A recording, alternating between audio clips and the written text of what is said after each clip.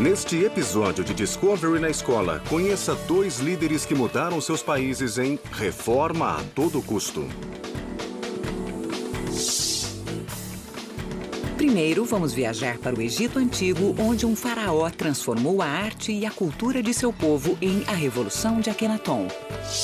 Em seguida, vamos visitar São Petersburgo, construída por um implacável czar apaixonado pela cultura europeia em Modernizando a Rússia Medieval. Fique atento às questões, atividades e fontes de pesquisa ao final de cada segmento. Mentes privilegiadas ou tiranos? Você decide a seguir.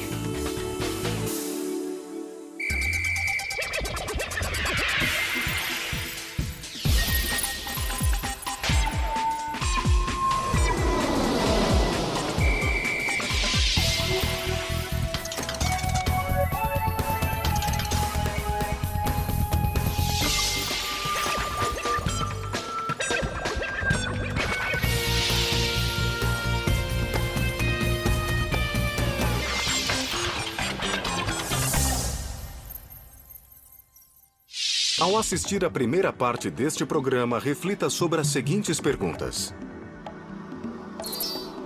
Como Akenaton desafiou os sistemas e tradições do Egito Antigo? Como o povo egípcio reagiu às dramáticas mudanças de Akenaton? O Egito Antigo era uma terra que mantinha suas tradições. Os egípcios acreditavam que os deuses garantiam a ordem no mundo e que era preciso se apegar a eles. Até que um faraó tomou o poder. Ele construiu sua própria cidade e mudou tudo.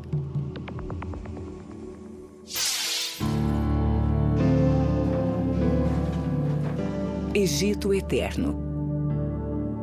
Durante séculos, os deuses haviam protegido a nação. Mas o rebelde faraó Akenaton virou as costas aos deuses e abalou os princípios do país mais poderoso da terra. Akenaton foi um fanático religioso ou um pensador original?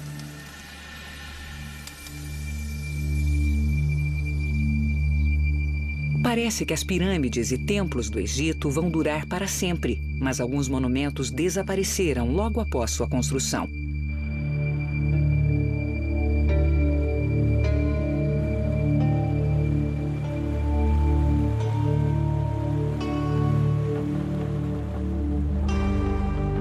A 320 quilômetros ao sul das pirâmides de Giza se encontra a cidade de Amarna. Sob as areias do deserto estão os vestígios de um dos mais intrigantes lugares do Egito.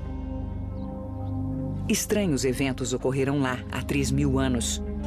Uma nova religião nasceu, um faraó deformado morreu e os egiptólogos ainda tentam entender o que aconteceu.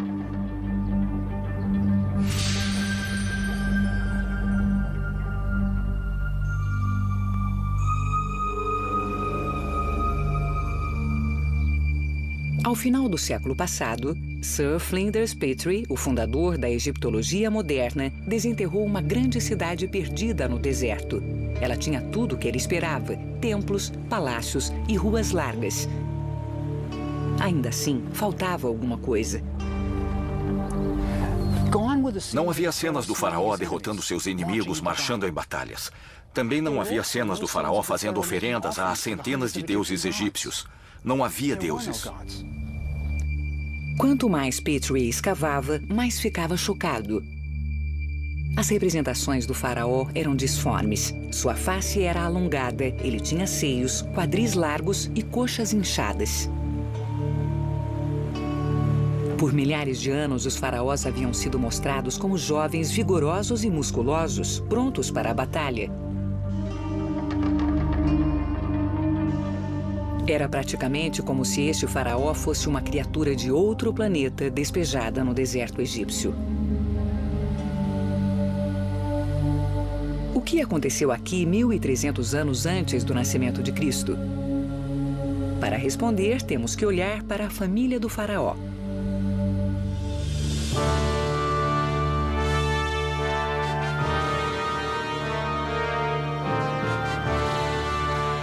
Era a época mais gloriosa do Egito. O país nunca foi tão rico, poderoso e seguro. Por todo o Nilo, os trabalhadores erguiam vastos templos para prestar homenagens a centenas de deuses. Se os deuses eram agradados, o Egito prosperava.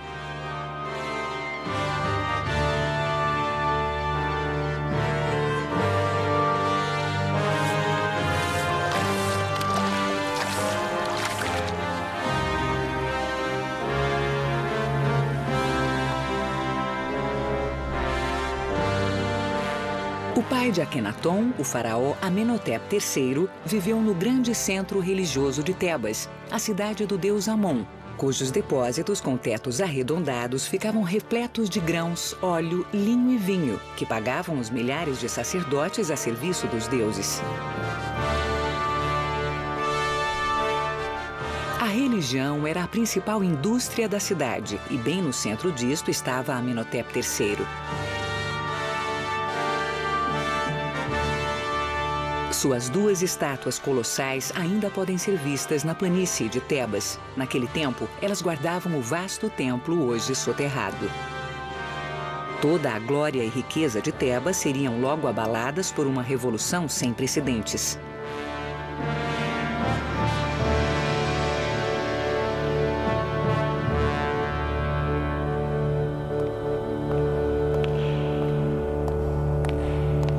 Amenhotep III, também chamado de Amenófis III, comandava o show nos anos de glória do Egito. Não é surpresa que a maior estátua do Museu de Cairo represente o faraó com sua família. Aqui está Amenhotep III. Esta aqui é sua esposa, a rainha Tii. Eles tinham 6 filhos. E o importante é como os filhos foram tratados. Havia 4 filhas. Esta é uma delas. Esta estátua é como um retrato de família. E todas as 4 filhas tinham títulos importantes. Havia também um filho, Tutmés. Ele foi nomeado alto sacerdote de Mênfis. E havia mais um filho, batizado com o nome do pai Amenhotep. Ele não está nesta estátua. Ele não está em nenhum retrato real. E em nenhum registro real. Há um verdadeiro mistério aqui. Por que a família real ignorou completamente seu filho mais novo?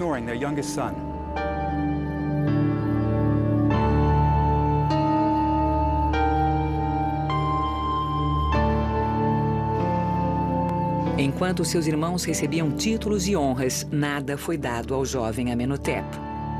Quando o séquito real ia ao templo para fazer oferendas ao deus Amon e celebrar os festivais, o pequeno Amenhotep provavelmente era deixado no palácio. Até o deus Amon havia rejeitado o garoto.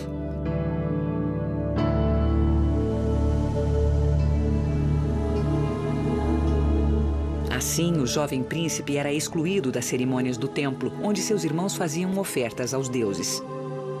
Tudo girava em torno dos templos e de suas centenas de sacerdotes.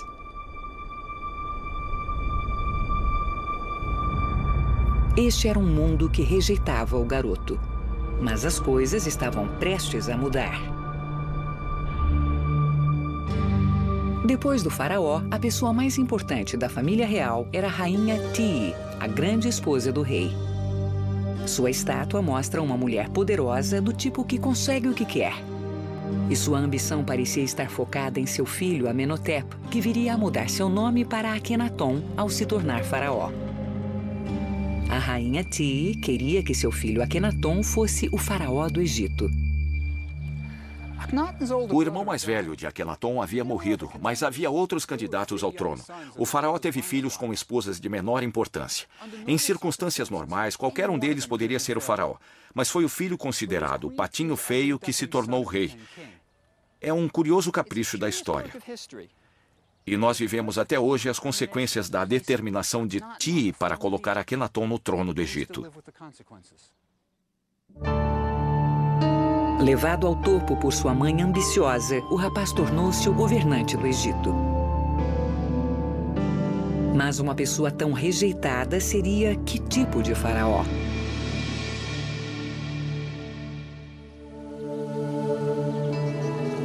Akenaton já se mostrou estranho nos primeiros anos de seu reinado. Ele começou construindo seu próprio templo em Karnak, o centro religioso de Tebas. Karnak é um labirinto de templos que cobre mais de 100 acres. Ao longo de 2000 anos, cada faraó colocou seu próprio monumento em Karnak para obter favores dos deuses. Quando Akenaton fez sua contribuição ao templo, o povo do Egito sabia que algo muito estranho havia acontecido. Ele criou um novo estilo de arte. O faraó foi representado com dedos longos nos pés e mãos, quadris largos, seios e face alongada. Até então, nada parecido havia sido visto em um templo egípcio. Mas não acabava aí. Do lado de fora do templo, havia estátuas colossais do faraó que acentuavam ainda mais seus atributos físicos. E isso não era tudo.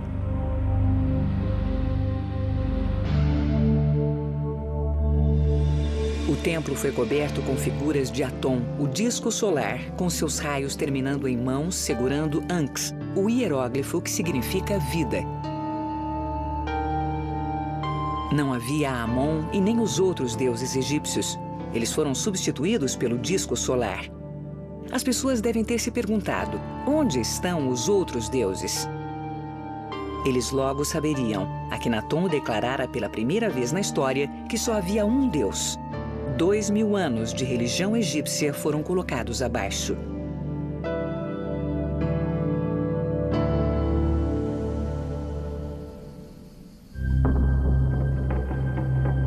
Aquele garoto, um dia rejeitado, estava agora no poder. Como faraó, Akenaton não poderia mais ser excluído dos festivais religiosos.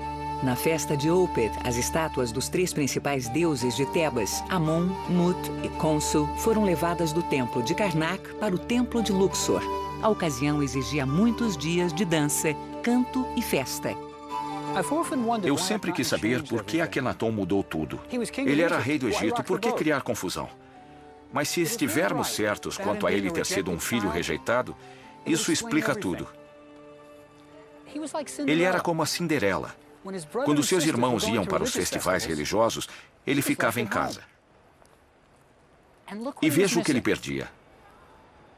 O maior show da Terra.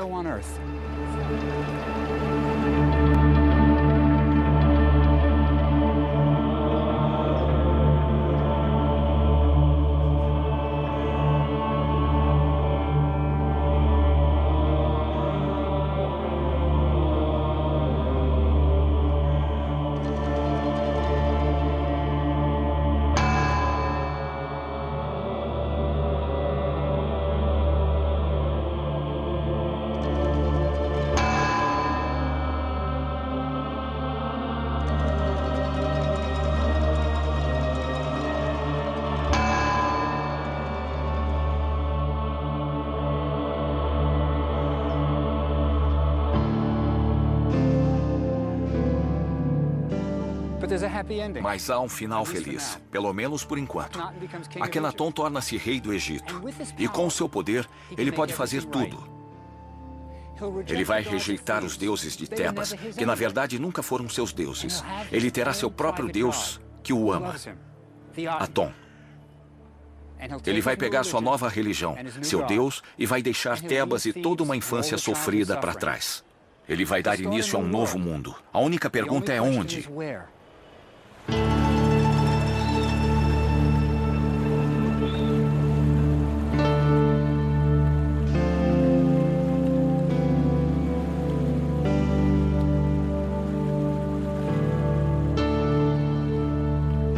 A pergunta sobre onde Akenaton deveria recomeçar sua vida foi respondida pelo próprio Aton no 5º ano de reinado do faraó. Quando Akenaton viajava por um trecho desolado do deserto, no meio do Egito, cerca de 290 quilômetros ao norte de Tebas, o sol surgiu no horizonte. Ele parecia descansar sobre as montanhas. O hieróglifo que representava o horizonte era o sol sobre a montanha. O horizonte representava o princípio e o fim. Este era o sinal que Akenaton precisava para construir seu campo dos sonhos. Aton havia aparecido, dizendo-lhe para construir sua cidade no deserto ermo. Ele a chamou de Akhetaton, o horizonte de Aton. Akhenaton mandou fazer alguns entalhes nos limites da cidade que contavam sua visão mística. Depois da visão que o levou a construir sua própria cidade, Akhenaton liderou um pequeno grupo de Tebas para o árido local atualmente chamado Amarna. Akhenaton não estava mais sozinho. Agora ele estava casado com Nefertiti, uma das mais belas mulheres da história. E tinha sua própria família, uma esposa, 2 filhas e 4 que ainda viriam. O garoto rejeitado havia percorrido um longo caminho. Devia haver um incrível sentimento de entusiasmo na nova cidade. Os moradores eram pioneiros de uma nova religião e o faraó era seu líder.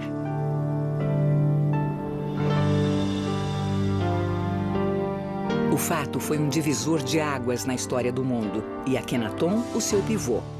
Mas o restante do Egito aceitaria a nova religião do faraó?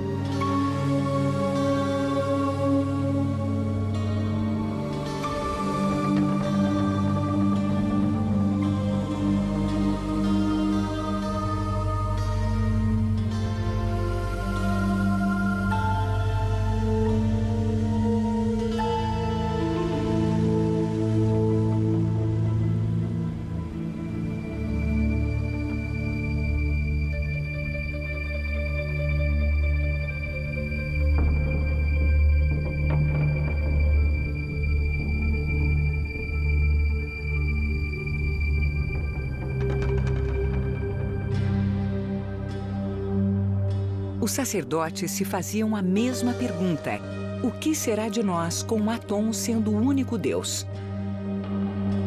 O que será do vasto templo de Amon em Tebas se o faraó não acredita mais em deuses? O que acontecerá aos milhares de sacerdotes? O poderoso clero de Tebas estava furioso com Akhenaton. O faraó havia declarado a extinção de seus deuses, desertado da capital religiosa do Egito e jurado nunca mais voltar.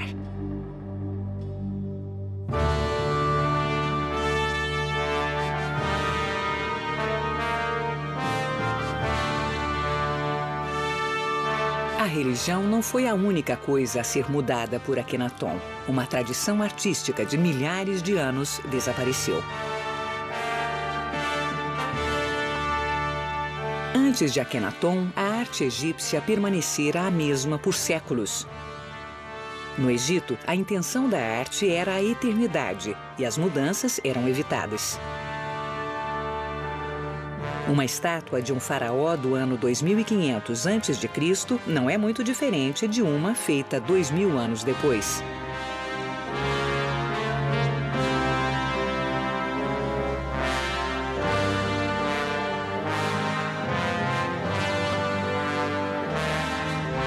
Akhenaton surpreendeu com suas decisões. Não havia mais os ideais de corpos musculosos. Akhenaton era mostrado de forma realista. O slogan para a era de Akhenaton foi "Vivendo a Verdade". Se o faraó era deformado, assim seria representado. A nova arte era libertadora para o faraó e deu aos artistas de Amarna uma liberdade de expressão que nunca haviam experimentado antes.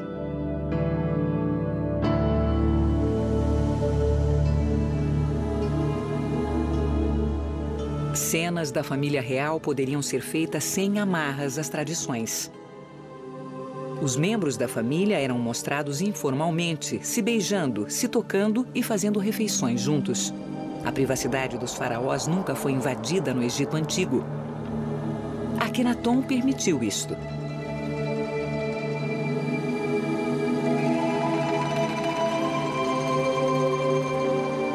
Quando jovem, em Tebas, Akhenaton nunca havia sido mostrado com sua família ou sequer mencionado em monumentos. Mas em Amarna, ele podia dizer: "Me aceitem como eu sou". Pela primeira vez na vida, Akhenaton podia ser ele mesmo.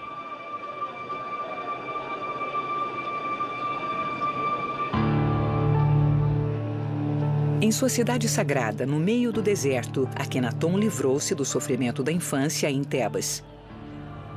Mas ele também se afastou da realidade. O Egito estava morrendo.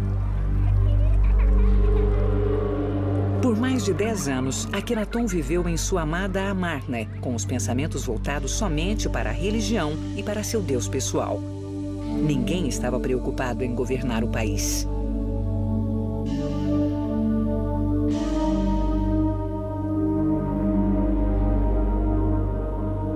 O exército do Egito, que já havia sido grande, tornou-se fraco, e os países estrangeiros não enviavam mais seus tributos. Dos postos remotos da Síria e do Líbano, os embaixadores escreviam para dizer que eles não eram mais respeitados. Isolado dos problemas do Egito e da realidade, Akenaton vivia feliz com seu novo Deus, sua nova família e sua nova cidade. Mas depois de 14 anos de casamento, sua linda esposa Nefertiti faleceu. Sua segunda esposa, Kia, também havia morrido. O faraó estava sem uma mulher ao seu lado. Akenaton cresceu no meio de mulheres, 4 irmãs e sua poderosa mãe, a rainha Tii. Nefertiti sempre esteve ao seu lado, compartilhando seus sonhos.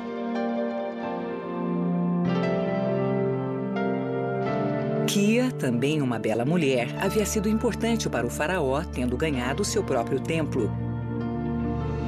Com as esposas mortas, Akenaton estava sozinho novamente. A grande experiência no deserto estava chegando ao fim. No 17º ano de seu reinado, com cerca de 30 anos de idade, Akenaton morreu e desapareceu da história. Será que um dia saberemos o que realmente aconteceu em Amarna?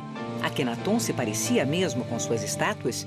Algumas pessoas acham que só teremos as respostas se a múmia do faraó for encontrada. E isto é o que alguns egiptólogos acreditam ter acontecido em janeiro de 1907.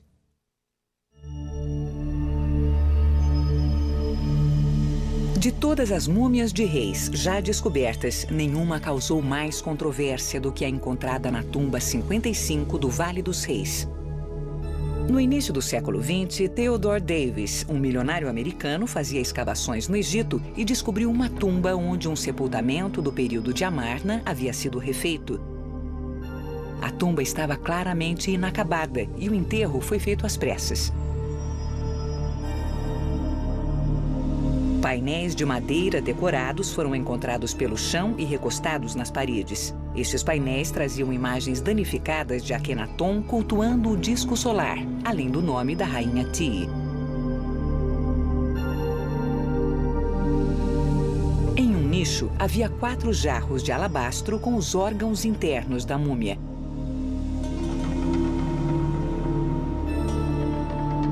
No chão havia uma urna muito danificada, feita com milhares de pastilhas incrustadas e pedras semi-preciosas, com formato de asas protetoras. Mas os cartuchos contendo o nome do ocupante haviam sido arrancados. Até hoje, a identidade da múmia da tumba 55 é um mistério. Mas uma explicação dos motivos que levaram Akenaton e a família real a serem representados por estátuas disformes pode ser dada por um grupo de cientistas que trabalha com a síndrome de Marfan. Esta doença genética afeta o tecido conjuntivo e apresenta características como face alongada, queixo protuberante, dedos finos e olhos incomuns. Se Akenaton sofria dessa doença, cada uma de suas filhas tinha 50% de chance de herdá-la. Mesmo após a morte, Akenaton rebelou-se contra as tradições do Egito, rejeitando o local onde seus ancestrais foram enterrados. Ele escolheu o remoto Vale de Amarna para sua tumba e deixou o lugar parecido com o Vale dos Reis, onde seu pai foi enterrado. Talvez a criança que existia nele ainda queria ser aceita. Nesta tumba, o pensador religioso mais original do mundo antigo foi posto para descansar. Ele precedeu Moisés e Jesus Cristo muito antes que o povo do Antigo Egito estivesse preparado para ter um Deus único. Logo após sua morte, os seguidores de Amarna, incapazes de compreender o ideal pregado por seu faraó, abandonaram a cidade, voltando para Tebas e para os deuses conhecidos. O nome de Akenaton, considerado um herege, seria apagado dos monumentos do Egito. Seu filho, o jovem faraó Tutankhamon, se tornaria conhecido em todo o mundo. A ousada experiência de Akenaton no deserto havia terminado. A cidade de Amarna retornou à areia. O egiptólogo americano James Breasted disse a respeito do faraó: morreu com ele um espírito que o mundo nunca tinha visto antes. Uma alma corajosa, encarando destemidamente um momento de tradição imemorial. Este homem, numa época tão remota e em condições tão adversas, foi o primeiro idealista e o primeiro indivíduo do mundo.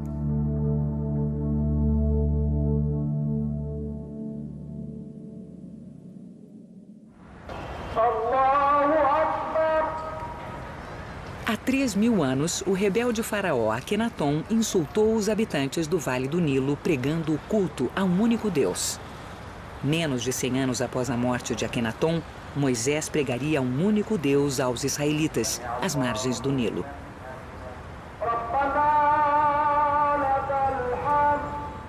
Hoje, nas mesquitas, milhões de egípcios ouvem os muezins afirmando que só existe um Deus e que Alá é o seu nome. A ideia de um Deus único, antes uma crença radical de um herege isolado, é hoje abraçada por muçulmanos, cristãos e judeus de todo o mundo. A visão de Akenaton sobrevive. Você sabia? A esposa de Akenaton, Nefertiti, era conhecida em todo o mundo antigo pela sua impressionante beleza. Seu nome significa A Bela Chegou. Seu busto, hoje no Museu Egípcio de Berlim, é um dos trabalhos mais copiados do Antigo Egito. Você já tem todas as informações. Chegou o momento de esclarecer as dúvidas. Debata os seguintes temas. Como Akenaton desafiou os sistemas e tradições do Egito Antigo? Como o povo egípcio reagiu às dramáticas mudanças de Akenaton? Agora tente isto. Escolha 5 características positivas que um líder deve ter e exponha cada uma delas para a classe. Se você quiser aprender mais sobre o que acabou de ver, confira os seguintes endereços na internet.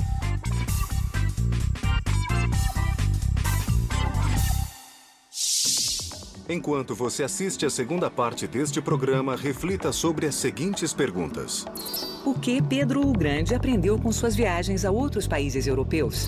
Quais dificuldades Pedro o Grande enfrentou para construir a cidade de São Petersburgo? Depois de Akenaton, muitos líderes poderosos revolucionaram seus países. Nem todos tiveram sucesso, mas a visão e determinação de Pedro o Grande transformaram a Rússia do século XVIII e levaram à construção de São Petersburgo.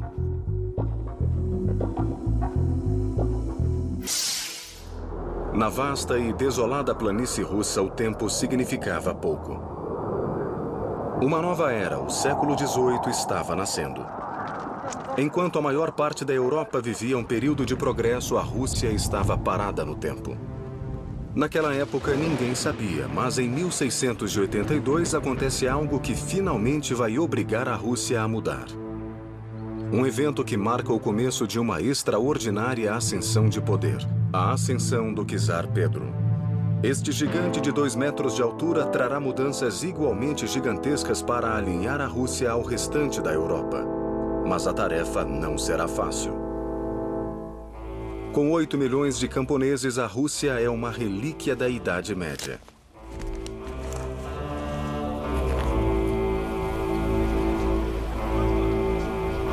Isolados do mundo exterior, os domos bizantinos do Kremlin refletem séculos de resistência ao progresso e à reforma.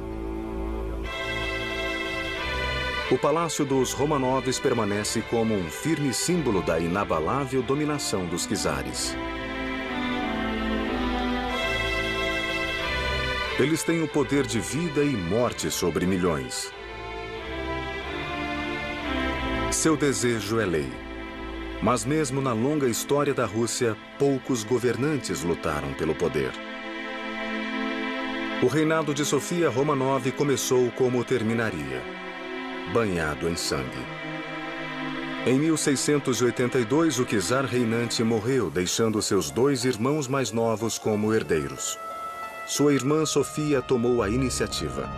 Ela induziu a guarda do palácio, chamada de Streltsy, a tomar o Kremlin para que ela assumisse o controle.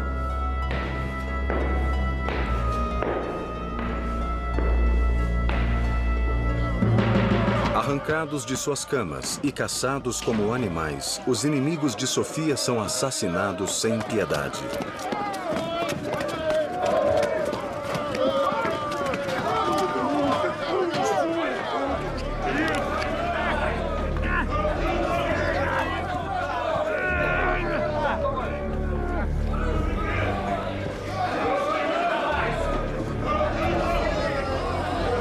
Duas testemunhas da brutalidade de Sofia são sua madrasta, Natália, e seu irmão, Pedro. Pedro, de 10 anos, é o herdeiro mais novo.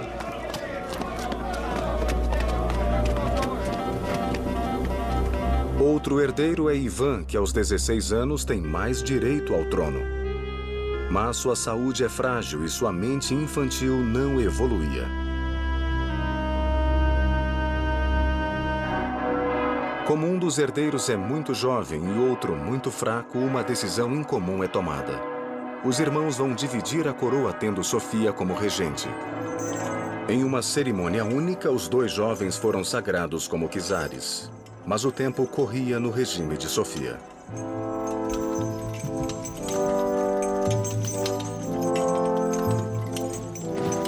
Era 1689 e Pedro chegava rapidamente à idade em que poderia governar sem um regente. Sofia não desistiria de seu poder facilmente. Ela havia se convencido que o irmão estava liderando uma rebelião contra ela e, num arrepiante eco de seu primeiro golpe, chamou os guardas do palácio. Pedro acordou diante do mesmo pesadelo que aterrorizou sua infância. Os guardas marchando contra ele. Mas isso havia acontecido 7 anos antes, quando ele era apenas um menino. Agora ele era o czar. Nenhum guarda do palácio teria coragem de tocar a encarnação de Deus na terra. Sofia poderia até ter o trono, mas Pedro tinha o direito divino. Os guardas abandonaram Sofia. Pedro não estava planejando um golpe, mas como o evento se mostrou uma chance de se livrar de Sofia, ele aproveitou a oportunidade.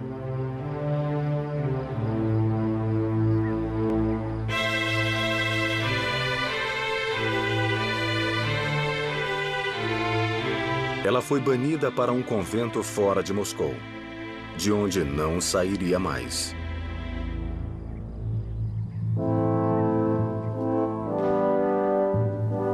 Após 1 ano no poder, Pedro casou-se.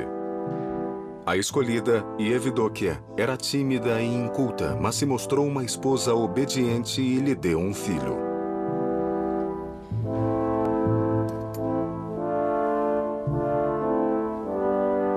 Pedro tinha uma família e um herdeiro. Ele conseguiu pôr a casa em ordem. Agora o czar enfrentava um novo desafio. Logo, ele viraria as costas a milhares de anos de tradição russa para entalhar nas vastas e rudes regiões do leste um novo e poderoso império.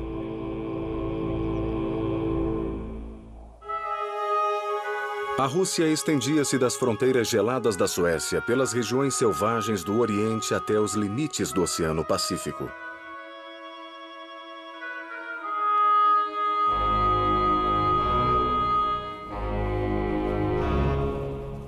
Das 8 milhões de pessoas nascidas nessa implacável terra, 95% eram escravizadas, fadadas a uma pobreza massacrante e ao forte trabalho braçal. Era uma vida impiedosa, sem dignidade ou mesmo humanidade. O progresso era deplorável. Os camponeses não tinham estudo, tinham poucas ferramentas e nenhuma visão do futuro. Essa era a Rússia que Pedro herdou. Um país onde o povo era confinado e não ocorriam mudanças. Só um lugar era diferente. A menos de 5 quilômetros de Moscou, uma próspera vila de estrangeiros com esplêndidas casas de pedra formava o chamado subúrbio germânico, onde a maioria dos estrangeiros vivia.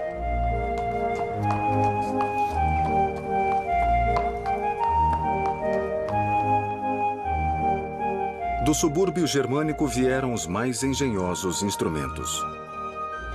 Para Pedro, eles eram fascinantes e frustrantes ao mesmo tempo. Ninguém na sua corte conseguia entender aquela confusão de alças de metal.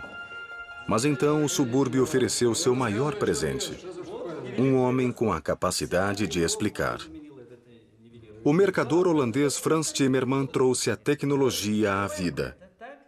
Ele revelou o segredo do sextante, um instrumento usado para medir distâncias no mar. Ele podia transformar marés, ventos e ondas em poderosos aliados. Timmerman abriu os olhos de Pedro para os sonhos do mar, e o czar não o decepcionou. Pedro mandou construir 5 navios em um lago a 140 quilômetros de Moscou, o corpo d'água mais próximo. Ele aprendeu as habilidades da marcenaria sozinho e trabalhou duro orientado por artesãos europeus. O czar se orgulhava do que havia aprendido, deixando sua marca.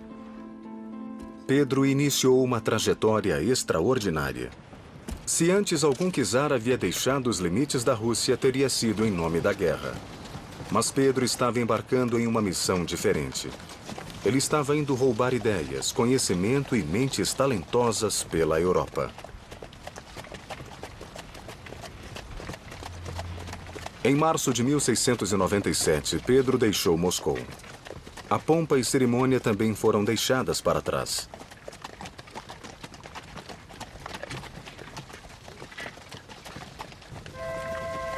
A primeira parada de Pedro foi a cidade sueca de Riga, na costa do Mar Báltico. Depois, o czar rumou para o sul. Uma rápida jornada por Berlim e Hanover o trouxe ao seu destino desejado, a cidade que ele queria conhecer desesperadamente: Amsterdã. Amsterdã é uma das mais ricas cidades do mundo e prova do gênio do Ocidente. A cidade cresceu em um pântano. Drenando e construindo diques, os holandeses detiveram o oceano. O mesmo feito de engenharia foi usado para construir casas de causar inveja à Europa.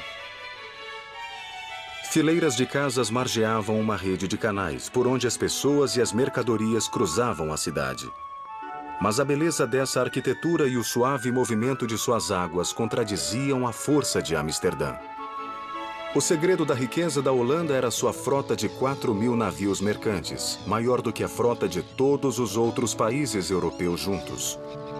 Com navios holandeses em todos os mares, a Holanda tinha o monopólio virtual do mercantilismo mundial. Pedro sabia que neste lugar descobriria os segredos da construção de navios. Para estudar o assunto, ele contratou centenas de capitães e marinheiros, construtores e pilotos, e os enviou à Rússia. E ele comprou suas próprias ferramentas. Nenhum construtor trataria o czar da Rússia como um aprendiz comum. Então Pedro manteve sua identidade em segredo. Ele assinava como um carpinteiro chamado Pedro Mikhailov. Após 4 meses, ele terminou seu navio, batizado de Pedro e Paulo.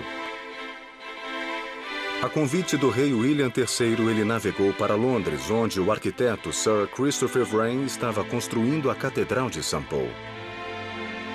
O czar visitou o Observatório Real para consultar o astrônomo. E vendo a Casa da Moeda e o arsenal do rei, se inspirou em ideias para moedas e canhões. Pedro fez a viagem de volta passando por Leipzig, Dresden e Praga, chegando à corte do imperador da Áustria. Nenhuma outra cidade podia rivalizar com Viena por seu júbilo e esplendor. Um Pedro experiente e ocidentalizado preparava-se agora para aprender uma nova arte europeia: os prazeres da alta sociedade. Enquanto estava a milhares de quilômetros de Moscou, Pedro recebe notícias terríveis. Os guardas do palácio haviam se revoltado. Ele retornou rapidamente, parando apenas para trocar os cavalos. Quando chegou a Cracóvia, na Polônia, Pedro soube que a rebelião estava enfraquecendo. Quando o czar finalmente chegou à Rússia, havia 1.800 prisioneiros acorrentados. Seus generais informaram que seus guardas se rebelaram porque não queriam sair de Moscou para lutar contra os turcos. Mas Pedro achava que não haviam lhe contado toda a verdade. Certo de que havia um plano maior, ele queria forçar a verdade a qualquer custo. O czar então ordenou a execução de 130 líderes. O restante foi torturado. Os guardas foram interrogados 6 dias por semana durante 6 semanas. Mas Pedro não encontrou nenhuma evidência de conspiração. Ele ainda enforcou centenas de rebeldes nos muros do Kremlin.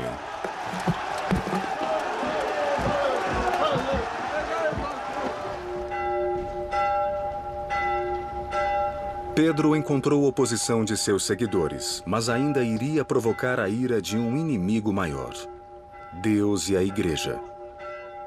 A Igreja russa era a guardiã da tradição. A vida era governada pelas badaladas de seus sinos. Embora fosse devoto e responsável, Pedro odiava a oposição da Igreja às mudanças. No mesmo dia em que retornou do Ocidente, ele desafiou uma crença básica da instituição. Barbear-se era um pecado mortal porque desfigurava a imagem do homem criado por Deus. Mas Pedro estava barbeado, como a maioria dos ocidentais. Como os homens da corte o acolheram após sua longa ausência, Pedro produziu tesouras e cortou suas barbas, começando pelos comandantes de seu exército. O czar determinou um modo de vestir europeu por decreto. Para ter barba, os russos tinham de pagar uma taxa e usar uma pequena medalha de bronze com os dizeres "taxa paga". Embora essas ações mostrassem um homem inclinado à mudança, elas contrariavam o grande plano de Pedro: fazer da Rússia um império. Aos 28 anos, o czar finalmente tinha uma frota, mas nenhum marinheiro.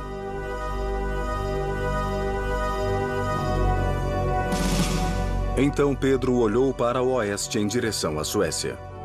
Por 500 anos, russos e suecos disputaram o território ao redor do Mar Báltico. Estas terras garantiam acesso à Europa e Pedro estava determinado a tê-las. O rival de Pedro era apenas um garoto de 18 anos. Assim como Pedro, Carlos XII havia ascendido ao trono na infância. Ele também tinha apetite por conflitos, o que o fez formar um dos melhores exércitos da Europa. Os suecos encontraram os russos no forte de Narva. O exército de Carlos está exausto pela longa marcha. Além disso, estão em número bem menor.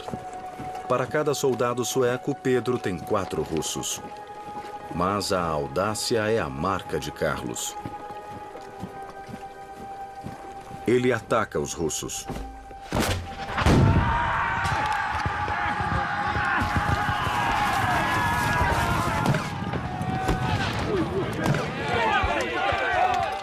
Diante da grande desvantagem, a ousadia de Carlos é recompensada.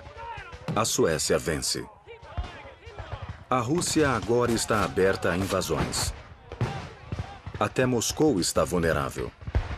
Para defendê-la, Pedro tem que reconstruir seu exército e reequipá-lo. Sem matéria-prima, ele fez o impensável. Pegou os sinos das igrejas russas e os derreteu.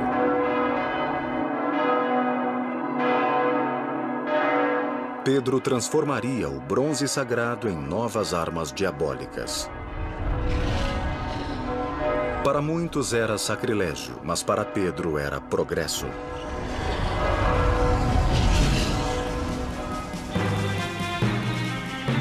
No verão de 1701, Pedro teve um golpe de sorte. Carlos XII voltou sua atenção da Rússia para a Polônia, considerada uma ameaça mais perigosa. A mudança deixou os menores fortes do Báltico à mercê de Pedro.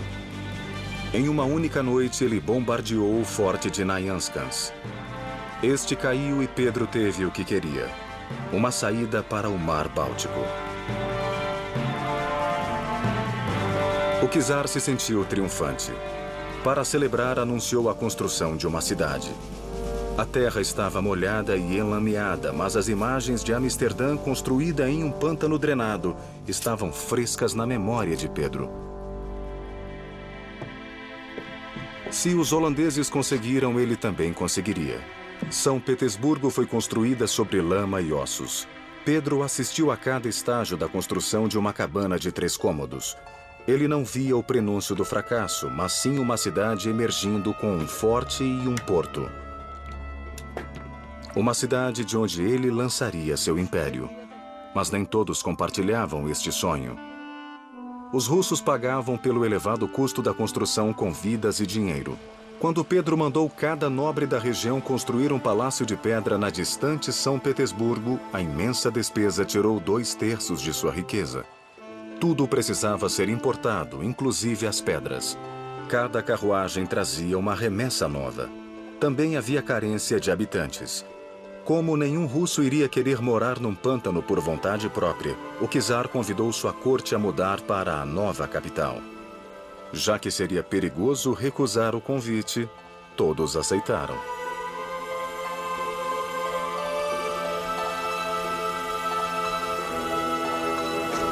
Mas mesmo com a cidade crescendo, o perigo surgia no Báltico. Em 1708, o fantasma de Carlos XII da Suécia voltou a assombrar a Rússia. Se Carlos achou que poderia juntar suprimentos para seus soldados enquanto marchava pela Rússia, estava enganado.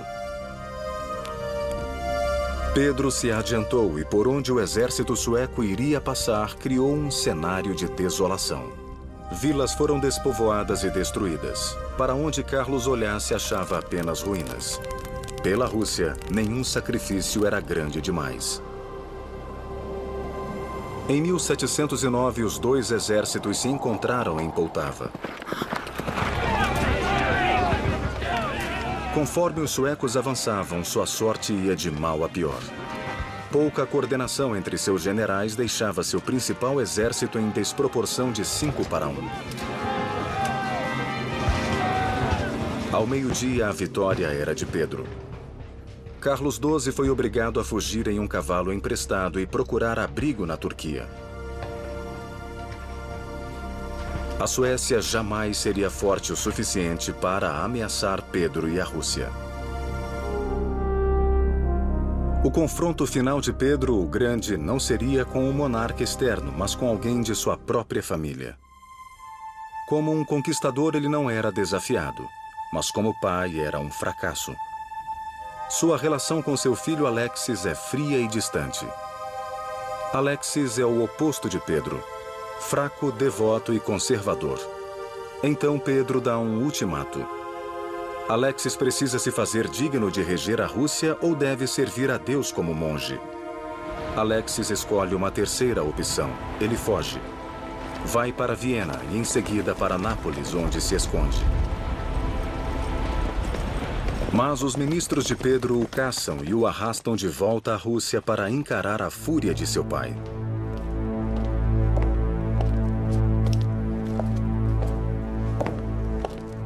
Alexis corre o risco de ser executado por discordar abertamente do czar.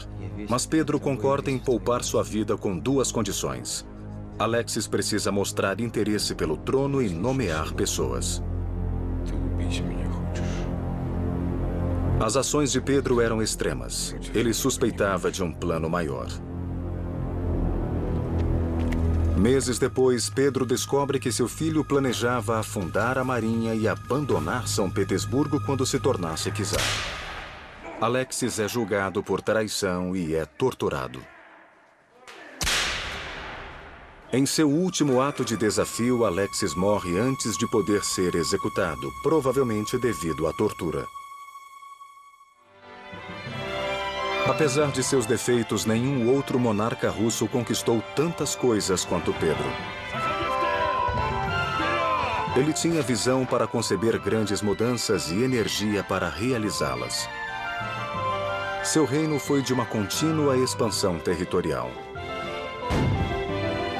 Ele envolveu-se em guerras durante 21 anos, criando um moderno exército e fundando a Marinha da Rússia. Ele construiu portos, fortes e uma nova capital. Mudou a face da Rússia para sempre. E fez tudo sem tomar emprestado uma única moeda de qualquer homem ou nação.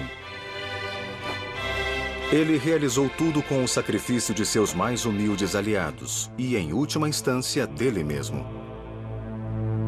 Em 1723, Pedro foi atingido por uma infecção crônica na bexiga e se submeteu a uma dolorosa operação para a remoção de cálculos.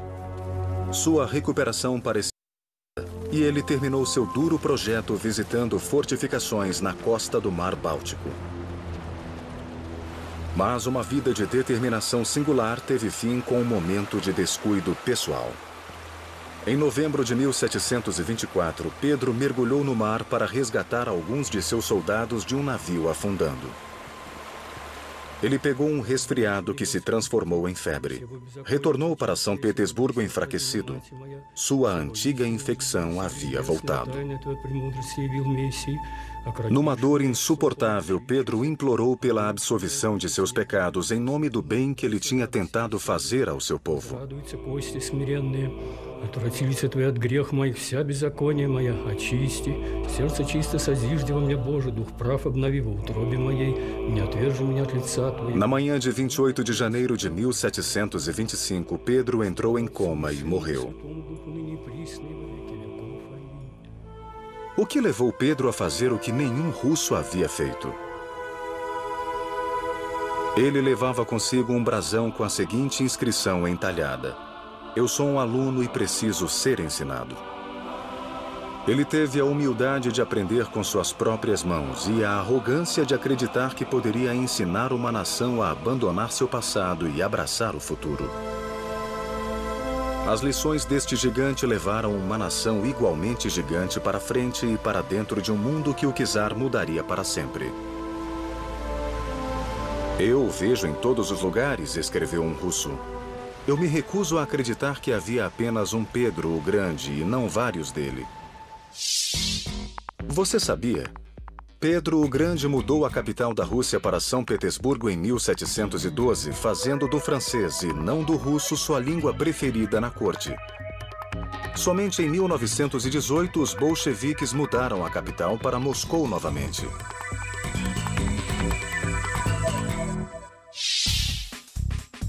Você já tem todas as informações. Chegou o momento de esclarecer as dúvidas. Debata os seguintes temas. O que Pedro o Grande aprendeu com suas viagens a outros países europeus? Quais dificuldades Pedro o Grande enfrentou para construir a cidade de São Petersburgo? Agora tente isto. Faça um guia de viagens de São Petersburgo.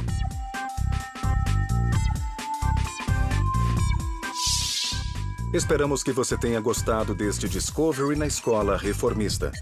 Se você quiser aprender mais sobre o que acabou de ver, confira os seguintes endereços na internet.